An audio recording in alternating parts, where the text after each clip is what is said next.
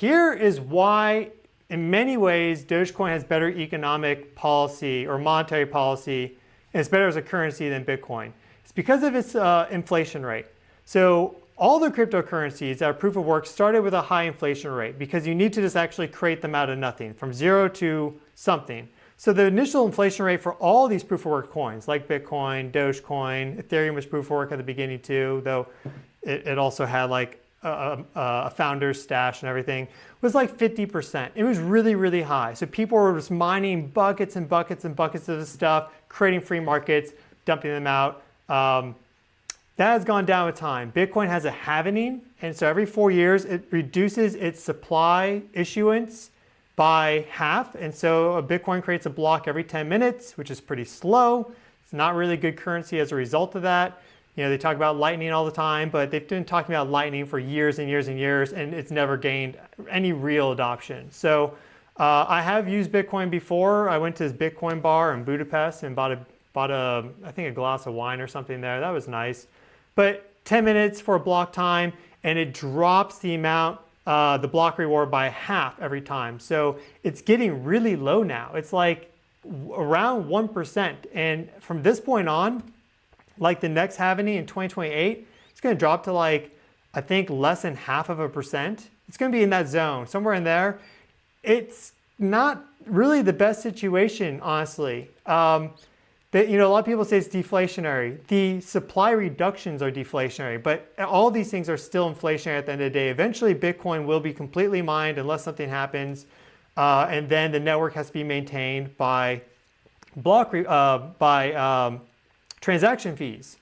Well, the thing is that that's probably not enough to incentivize miners at the end of the day, and it has a really low throughput. There's some big problems with Bitcoin. But Dogecoin, in many ways, I think is actually beautiful because of this inflation rate that it has. So right now, it's reached its final inflation, which is 5.2 billion coins issued per year. And that the precise number is actually 10,000 the block reward is 10,000 doggies per minute. So every minute, there's a block that's produced, and that produces 10,000 Dogecoin that's given to the miner that solves the block, that solves that mathematical problem. And that equates to about 5.2 billion per year. So you already have a certain amount of supply. It's like 100 and, I'm not sure I wrote it down on my list here. It's like 150 billion at this point, something like that. Let me look actually. Yeah, it's exactly 150 billion right now for the circulating supply, and go back here, you see that right there. Sorry, total supply, yeah, 150 billion. We'll use that number, and you know, with this price, that brings the total market cap to about $36 billion. Well, you're producing 5.1, so you can calculate it out. So that's what's been done, and this link is in the video description. A nice gentleman, he talked about the, you call it the tokenomics of Dogecoin. And so we see 2025 right here. We're at about a 3.3% inflation rate. And so this is good because it provides incentive to maintain network stability. The miners keep wanting to mine blocks and make some money. And it replaces old lost coins with cryptocurrency. Coins can get lost. And so it's good fundamentally to have a currency that's going to replenish itself to some degree, but not be able to be debased, which is what's happening right now with the governments. The governments right now will, and they are all doing this, debase their currency. They print more in order to fund whatever projects and try to dig themselves out of the hole that they're digging by debasing, and everyone else suffers. So you can't debase Dogecoin. You would have to get a code change to get pushed through. And the bigger these networks get, the harder it is going to be to push that through. That's actually one of the problems with, like, for example, Bitcoin. It's starting to become co-opted a bit by the elite and also by now the United States government. And so you could feasibly in the future have enough power structures centered around Bitcoin, which is fundamentally decentralized, to enact a change to the issuance and also to the supply. And then all of a sudden you could start debasing that. That's probably almost guaranteed to happen at some point in the future decades. Maybe with Dogecoin too, I don't know. But you don't have all these attempts by the government and these, you could say, quote unquote, bad actors around Dogecoin effectively. It's still just the people's currency. At 3.3%, it's not going to debase you or anyone that holds it significantly, but you still have new coins being produced, new economic activity, and that does slow down. So it's a nice gradual ramp down. It's like predictable. One of the best things that can happen with the economy is that things are predictable. This is predictable. There's no big supply shocks. You don't get a big supply shock every 4 years. It's a nice, steady downward trajectory on inflation overall, the percentage, but it's still a fixed 5.2 billion per year effectively. I think this is one of the best things about Dogecoin.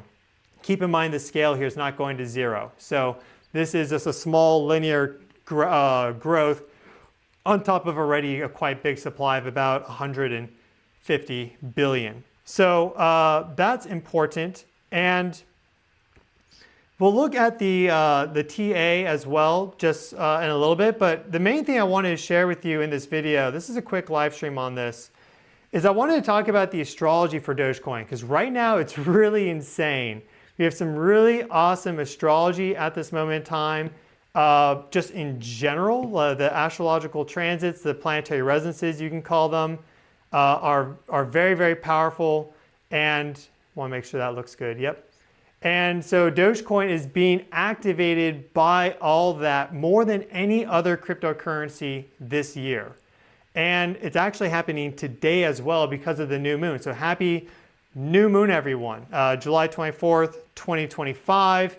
We see here our Dogecoin natal chart, and we also see our transiting planets there on the outside, okay? So I want to bring your attention to basically two main things with this chart, then we'll go to the next one. First one is that we have Dogecoin's moon there in Aquarius at 2 degrees and 10 arc minutes. Notice where Pluto is. Pluto is right now on the Dogecoin moon. This is a once in a roughly 250-year transit.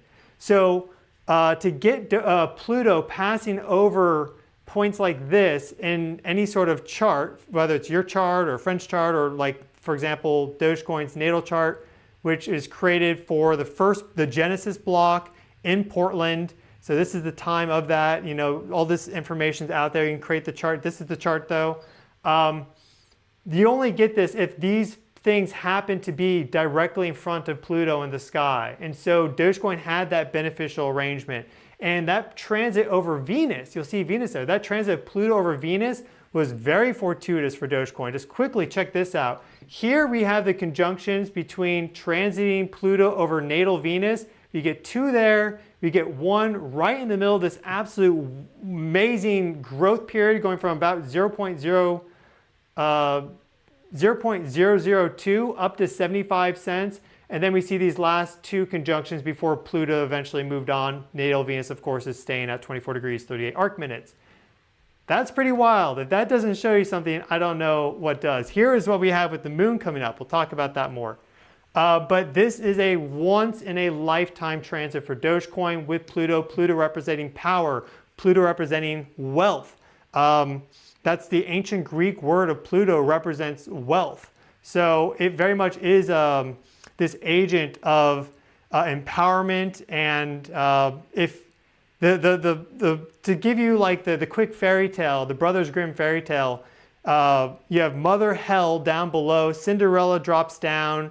She meets her. Mother Hell asks for some help in her house. Cinderella is very obliging. She helps around the house, doesn't complain at all. And then when she finally gets homesick, Mother Hell sends her up and she's covered in gold and jewels and all these things because she had good, pure-hearted intentions. She was just a good person. Her stepsister saw her, thought, oh, I want all this money. They dropped down the well too, met Mother Hell. They didn't do the chores. They got sent back up in grime. Mother Hell being representative of Pluto. And so if you have good, pure-hearted intentions, that is when you get that wealth delivered from Pluto. Whatever that is, you know, it's not just monetary wealth.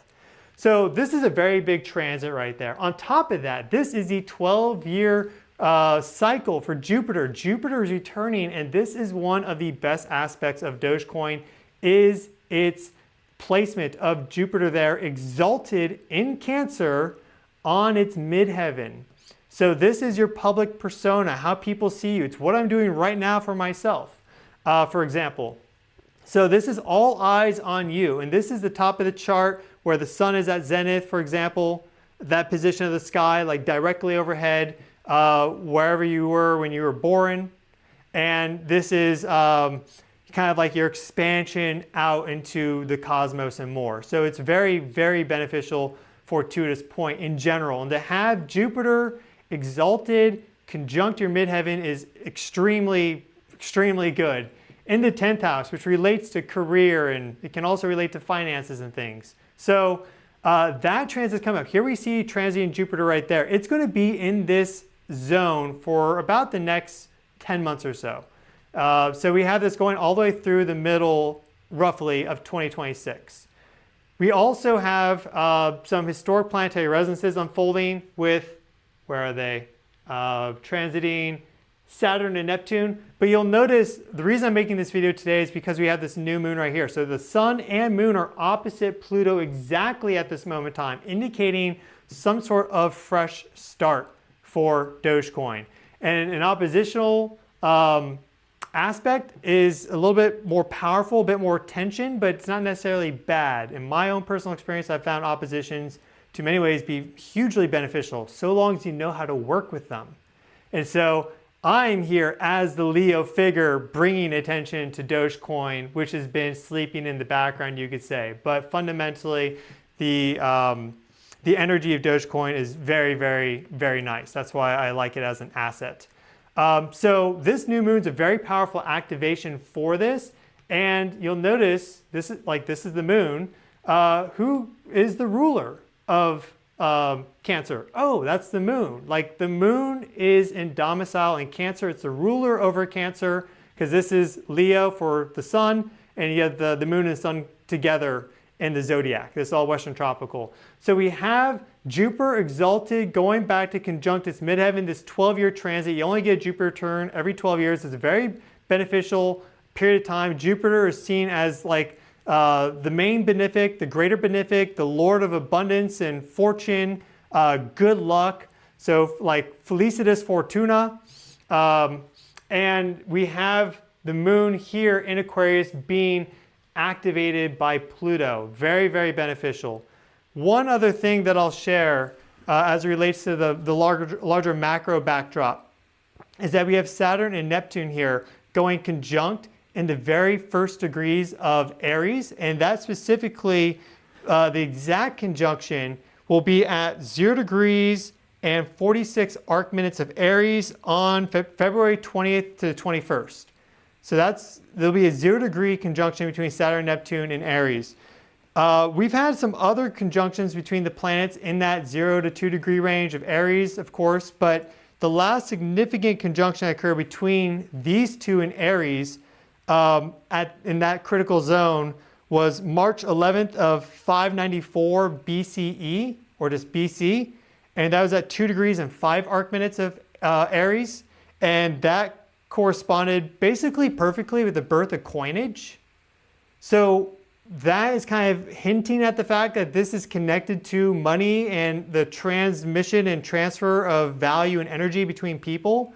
And if you go further back, the last conjunction between Saturn and Neptune at 0 degrees of Aries was 0 degrees and 2 arc minutes of Aries on March 3rd of 4391 BCE, which is the Neolithic and corresponds effectively with the birth of trade and mercantile networks and things of this nature. So we see that when these Saturn-Neptune conjunctions are at the very, very, very beginning of the zodiac, they are connected to our ability to exchange energy, time, and wealth with one another through trading, through bartering, and through coinage and through money. So now we have this new one coming up here, and the fact that we have the first big disruption to monetary systems in hundreds, if not 1,000+ years with cryptocurrencies is really telling you something. Bitcoin, again,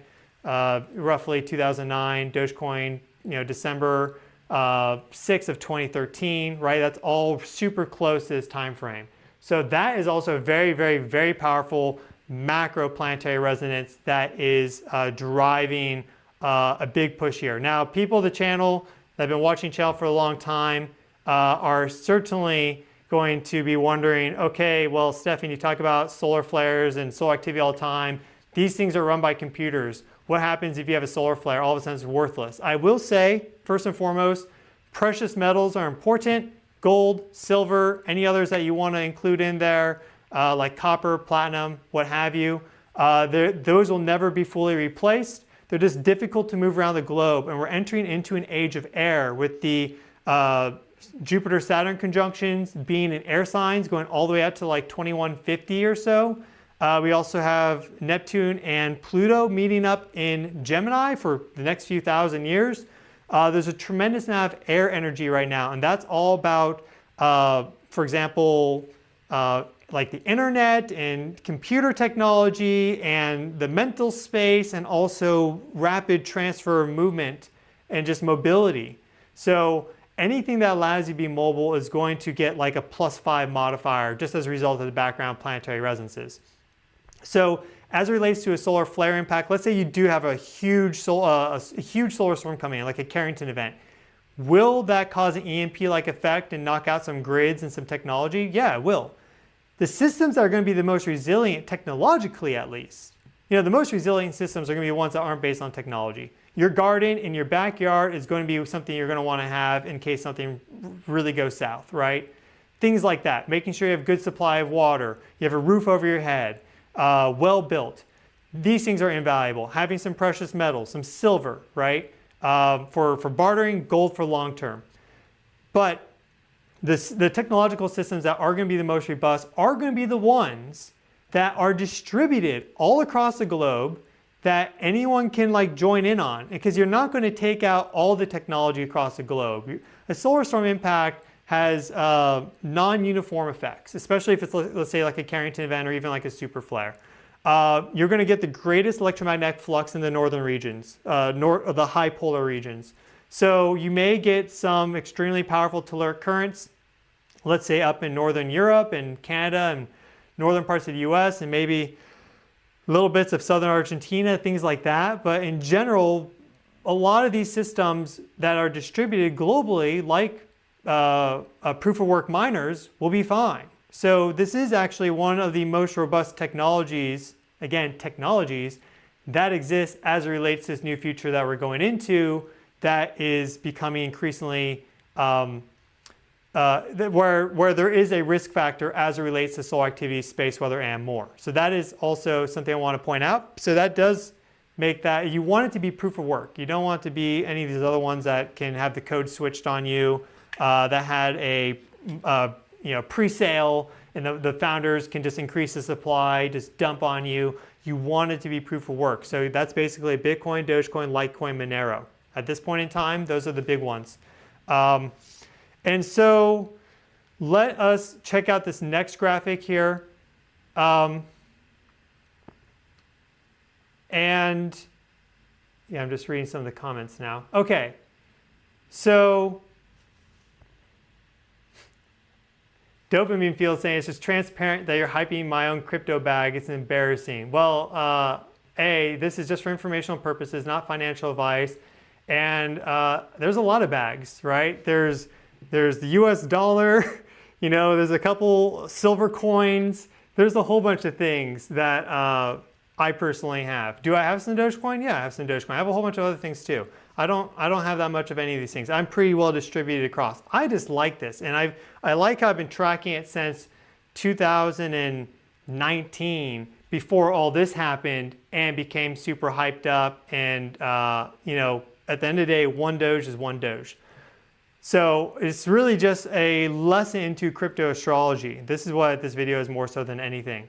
Here we see that natal chart, first block. This is the stats for it if you want to look at this chart yourself. Here you see the price chart going from its, not its first block, but basically as soon as it got listed all the way up to today, logarithmic scale. You'll notice that it's actually had 3 of these jumps like this, and the distance in between these is roughly the same, though it has gone longer each time. So just based off of that, it looks like we may be due for another one of these parabolic moves up just in the next few months. I don't know, we'll see. I think it's inevitable, but just because I think it doesn't mean it's going to happen.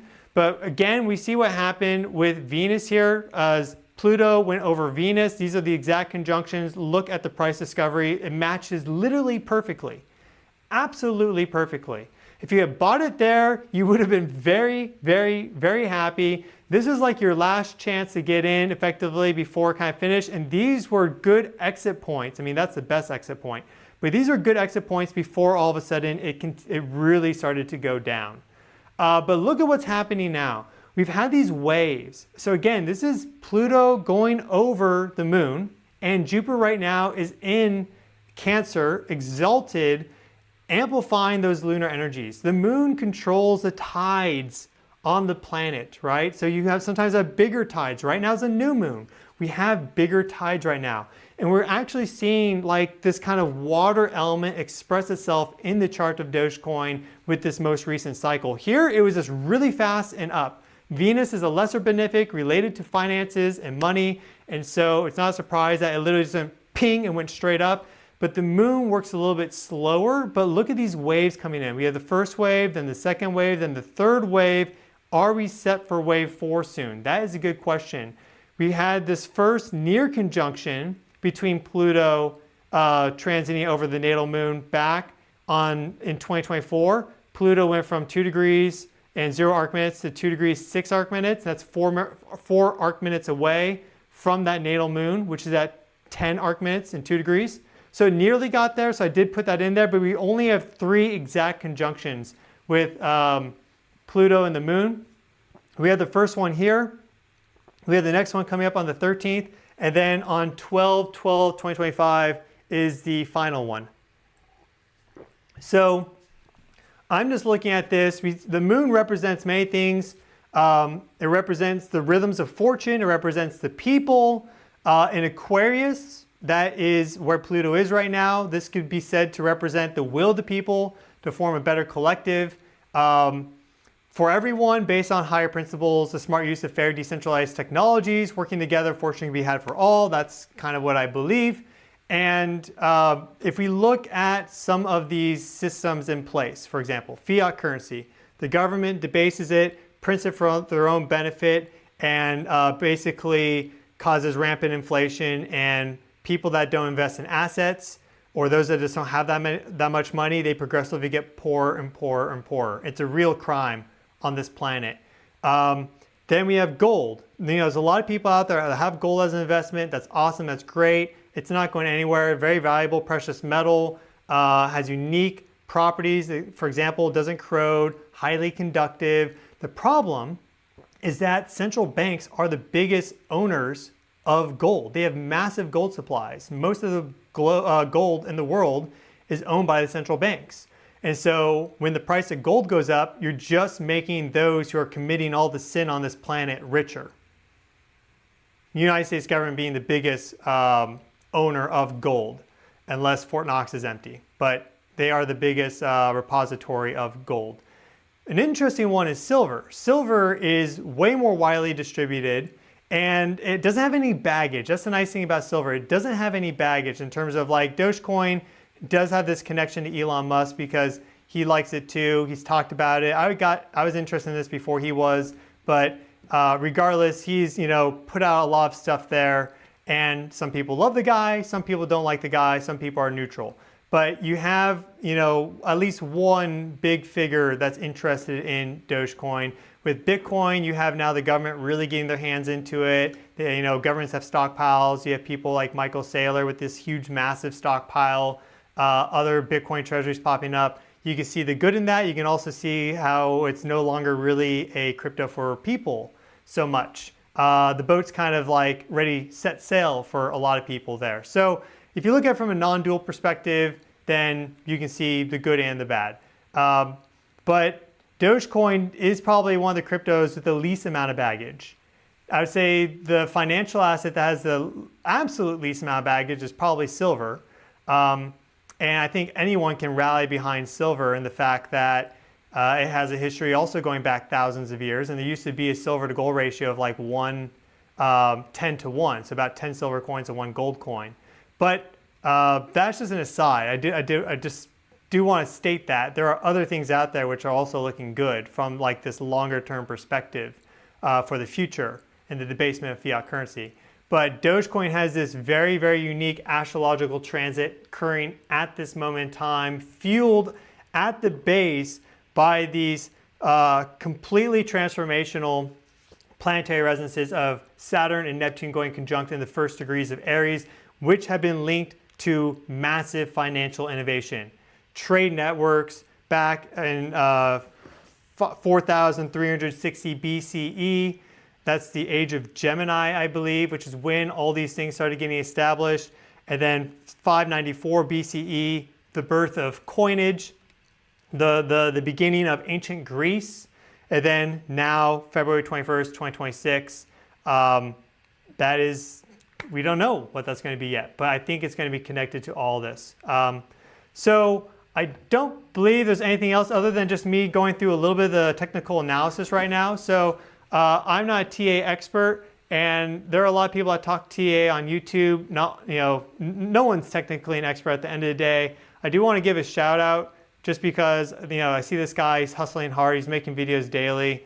I watch him every now and then. His YouTube handle is Vision Pulse. We've never talked before. He doesn't know who I am, but I do want to give him a shout out. I'll link him in the video description because he is posting videos like literally every day on Dogecoin. And it gets repetitive, but I'm going to make this one video. It's probably going to be it. This is not a Dogecoin channel, but I wanted to talk about this inevitability of Dogecoin going to $1. But I think this wave structure here is really interesting. And if you look here, we have the 900-day moving average, a simple moving average. We have the 300-day. We're right now retesting the 300, but now as support right here. Whereas we broke above it and then kind of consolidated, dropped down below. We used the 900 as support twice.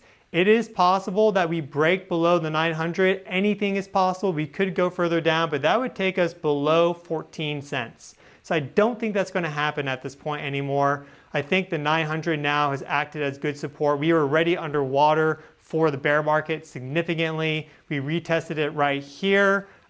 This was back July through October of 2024. Then we had this shoot up there. And this is a pretty bullish pattern, this W.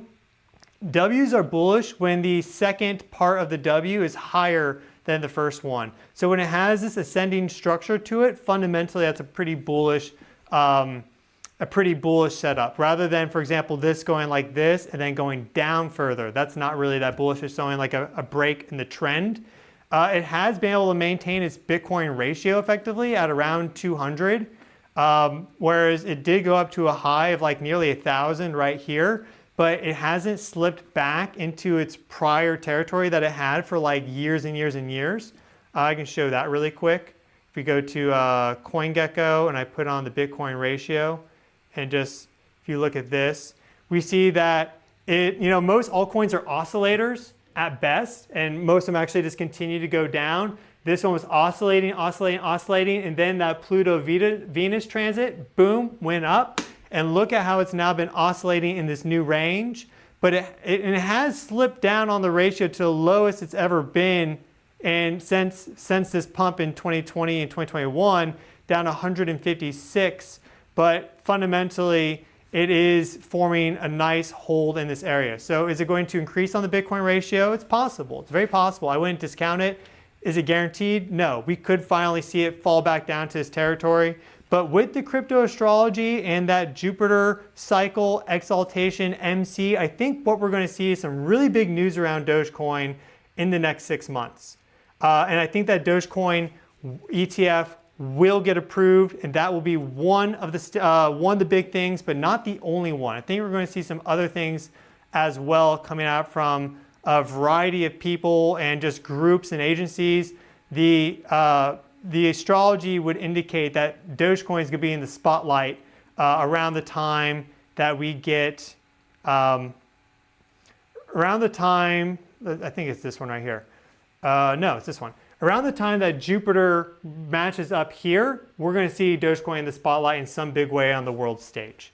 That is what is being indicated. So as it relates to this, one final thing, it's just Often, having watched Dogecoin for a while, we see this very long period where basically it just holds stably, okay? It just holds stable within this range, and that's actually really bullish. So you had Dogecoin get created, and then it just like effectively went up like 100x or even more, 1000x, right? And then it's able to hold that range is like pretty incredible in the grand scheme of things. Most things would just naturally go down. Then you have this go up, up, up, and effectively it's been able to hold its range, and actually this time you see it going higher. So it's actually looking really bullish on structure, even more so than in here, and look at what that led to. We're not saying that's going to happen again, none of this is financial advice. But yeah, I'm really impressed. And so just with all those factors in mind, I think there's some incredible things that are going to be happening for Dogecoin. I do think it's going to the moon. Just want to give you the my thoughts on that.